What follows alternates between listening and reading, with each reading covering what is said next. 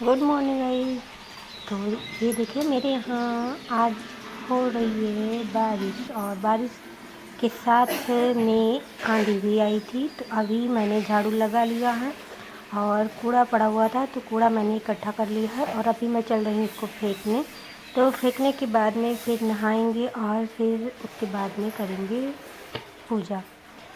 तो अगर आप मेरे चैनल पे नए हैं तो प्लीज़ मेरे चैनल को सब्सक्राइब करेगा, लाइक करेगा, प्यारा से भी कमेंट भी करेगा। तो इधर देखिए गुड़हल का जो फूल लगा हुआ है काफ़ी अच्छा लग रहा है, हरा भरा है। और इस टाइम पे गर्मियाँ चल रही हैं तो गर्मियों में ज़्यादा पानी नहीं दे पाते हैं पौधों को।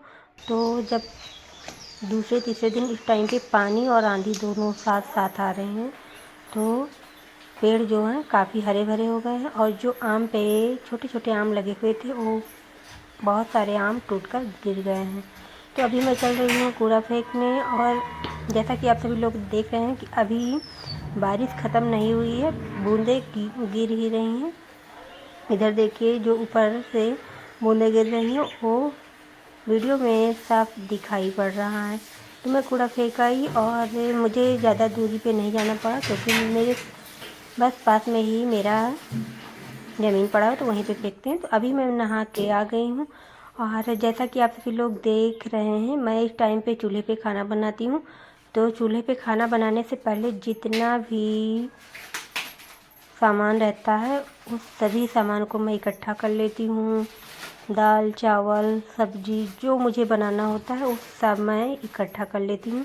और सबसे ज़्यादा प्रॉब्लम होती है मुझे चूल्हा जलाने में। तो अभी मैंने पॉलीथीन लिया है और ये वाली पॉलीथीन है मीशो की पॉलीथीन, बहुत ही अच्छा रहता है चूल्हा जलाने में।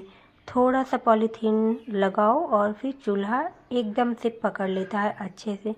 तो फिर चूल्हा जलाने के बाद में अभी मुझे कुकर में मिट्टी लगाना है, कढ़ाई में मिट्टी लगाना है और चावल अभी यहाँ पे लाना है।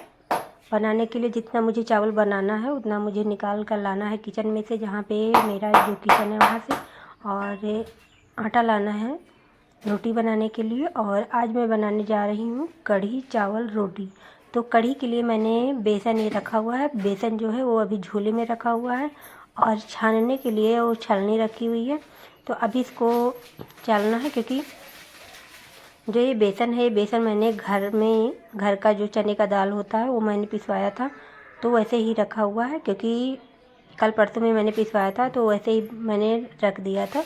और अभी मैं चल रही हूँ बनाने कढ़ी।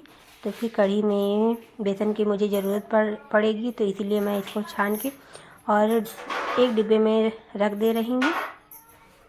और मुझे बनाना जितना मुझे बनाना है उतना मैं बेसन ले लूँगी। तो मैंने दही रात में ही जमा दिया था और अभी मुझे दही और मसाला जो है मसाला मैंने पीस लिया है, क्योंकि कढ़ी है वो कढ़ी मुझे सादी कढ़ी बनानी है। तो कढ़ी में मुझे सिर्फ जीरा लहसुन और हल्दी और मिर्चा इतना ही मुझे यूज करना है, और ना ही कोई गरम मसाला, ना ही सूखी धनिया। इसके अलावा कुछ भी मुझे कोई भी मसाला यूज नहीं करना है। तो इधर मैं बेसन छानने लगी थी और उधर मैंने चूल्हा जलाया था तो चूल्हा पकड़ने लगा है, क्योंकि चूल्हा जलने में टाइम लगता है। तो अभी 10-5 मिनट के बाद में जल जाएगा। और फिर मैंने जलाया था तो फिर से चूल्हा जो था वो फिर से बुझ गया है। और मैंने कढ़ाई में मिट्टी लगा ली, कुकर में मिट्टी लगा ली। और मैंने देखा डिब्बे में तो तेल ही नहीं था तो फिर मैं तेल निकाल कर लेके आई हूँ, क्योंकि जो सरसों का तेल होता है वो मेरे घर में ही, घर का जो लाही, मतलब लाही नहीं सरसों बोलते हैं उसको और गांव में लाही बोलते हैं। तो जो सरसों पीली सरसों होती है उसको घर में ही तेल, घर का ही सरसों रहता है तो उसको तेल निकलवा के और वही यूज करते हैं।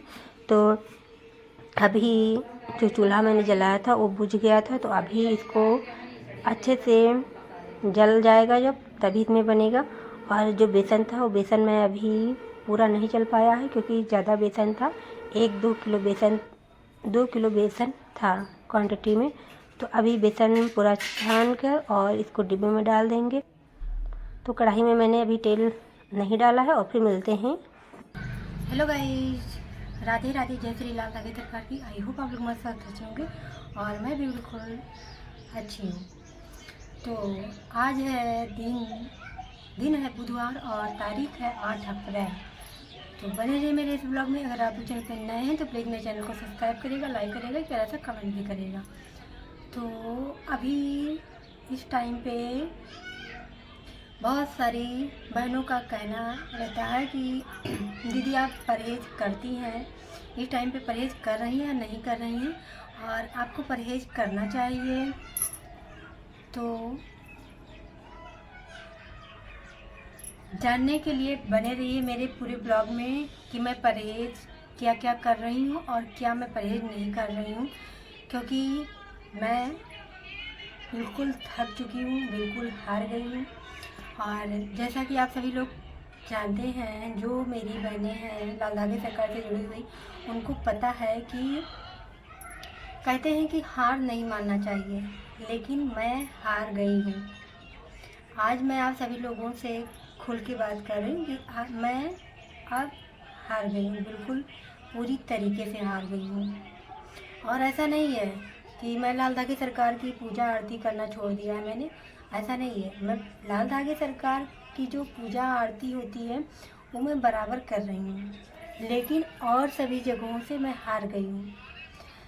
जैसा कि मैं आज लाइव थी तो उसमें एक बहन मेरे लाइव में, काफ़ी बहनें लाल धागे सरकार की जुड़ती हैं मेरे लाइव में, तो एक बहन मेरे लाइव में जुड़ी थी तो वो मुझसे पूछ रही थी कि दीदी आप एक जगह डॉक्टर से दवा करवा रही थी तो वहाँ फ़ायदा हुआ या नहीं हुआ। तो मैं आप सभी लोगों को बताना चाहती हूँ कि मुझे नहीं फ़ायदा हुआ था वहाँ से।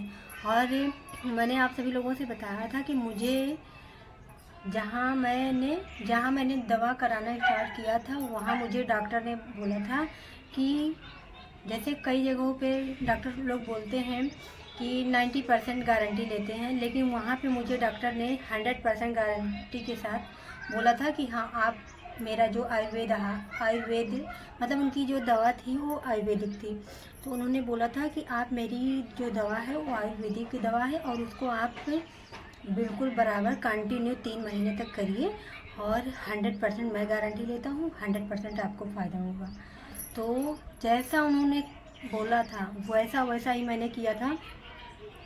और जैसे उन्होंने बोला था कि हाँ पीरियड के कितने दिन के बाद में आपको दवा लेनी है, कितने दिन के बाद में बंद कर देनी है, कितने दिन तक लेनी है, बिल्कुल जैसे उन्होंने मुझे बोला था वैसे ही मैंने किया था, लेकिन मुझे फ़ायदा नहीं हुआ।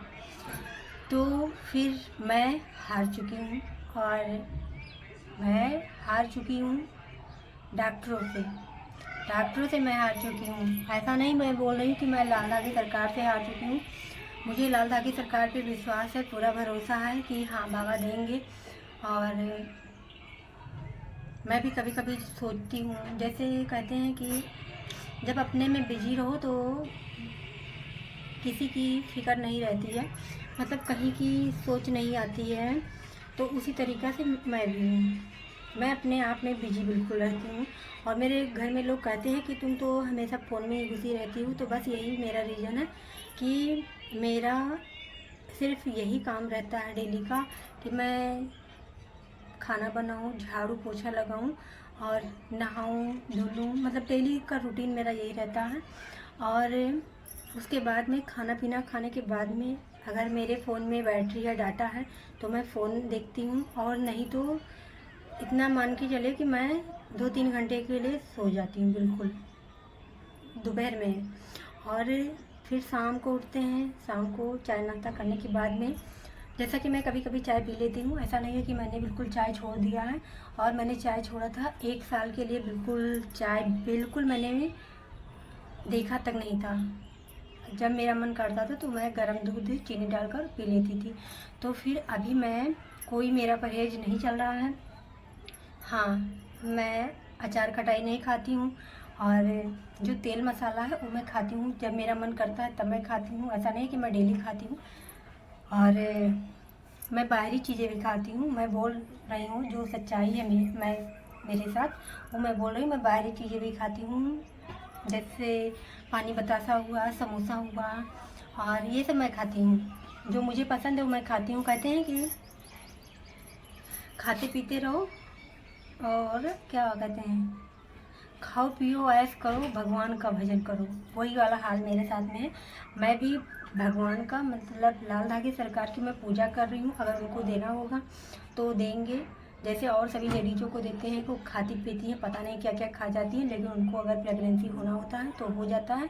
तो बस उसी तरीके से मैं भी खाती पीती हूँ और अच्छे से रहती हूँ।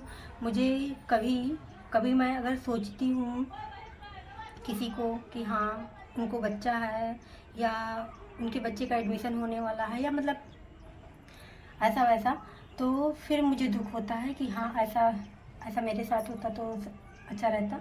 लेकिन उसके बाद मैं और किसी बात से कुछ भी मैं नहीं सोचती हूँ। मैं बिल्कुल हैप्पी और बिंदास रहती हूँ। बस मैं यही चाहती हूँ कि मेरे घर वाले मुझसे खुश रहें और मेरे हस्बैंड मुझसे खुश रहें। बस मैं यही चाहती हूँ कि वो सभी लोग खुश रहें, कोई मुझसे गुस्सा ना करे, कोई मुझसे मतलब गुस्से से बोले ना, सभी लोग अच्छे से बोलें। बस मैं यही चाहती हूँ कि सभी लोग मेरे साथ में ऐसे रहें। और मुझे किसी बात की मुझे फ़िक्र नहीं है कि हाँ बच्चे नहीं हैं या ऐसा वैसा, कुछ भी नहीं है। मैं हमेशा खुश रहती हूँ। आप सभी लोग मेरी वीडियो में देखते होंगे कि मैं हमेशा हंसते रहती हूँ। तो रही बात लाल धागे सरकार से, तो मैं लाल धागे सरकार से नहीं हारी हूँ, मैं डॉक्टरों से हार गई हूँ और लाल धागे सरकार की मैं पूजा कर रही हूँ। तो और मैं परहेज़ की बात कर रही थी, तो मेरा जो परहेज़ है वो मैं कभी कभी मेरा जब मन करता है तो मैं चाय पी लेती हूँ और पकौड़ी खा लेती हूँ घर में बना के। और जो बाहरी चीज़ें हैं जैसे मैंने अभी बताया कि समोसा और पानी बतासा, ये सब मुझे बहुत पसंद है। तो कभी कभी जब मेरे हस्बैंड आते हैं तो वो ले आते हैं तो मैं खा लेती हूँ।